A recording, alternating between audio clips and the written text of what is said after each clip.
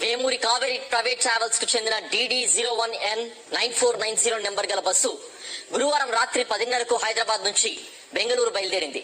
39 మంది పెద్దవాళ్లు, 2 పిల్లలతో పాటుగా 2 డ్రైవర్లు అందులో ఉన్నారు.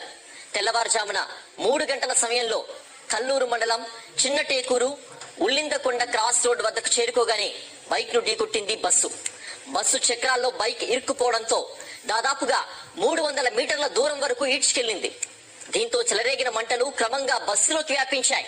ఈ ప్రమాదంలో బైక్ నడుపుతున్న శివశంకర్ మృతి చెందాడు. మంటల్ని గుర్తించిన డ్రైవర్ బస్సును ఆపేసి స్పేర్ డ్రైవర్ ను నిద్రలేపాడు. అందుబాటులో ఉన్న వాటర్ బబుల్ తో మంటలు ఆర్పేందుకు వారిద్దరూ కలిసి ప్రయత్నం చేశారు. కానీ అప్పటికే బస్సు ముందు భాగం పూర్తిగా కాలిపోయింది. అప్రమత్తమైన ప్రయాణికులు హాహాకారాలు చేస్తూ బస్సు అద్దాలు పగలగొట్టారు. మరికొందరు ఎమర్జెన్సీ డోర్ బద్దలు కొట్టారు. స్థానికులు సైతం వారికి సహాయం చేయడంతో 19 మంది బయటపడ్డారు. క్రమంగా వ్యాపించిన మంటలు బస్సును చుట్టుముట్టడంతో పూర్తిగా దగ్ధమైంది. ప్రధాన డ్రైవర్ పరారు కాగా స్పేర్ డ్రైవర్ ను పోలీసులు అదుపులోకి తీసుకున్నారు.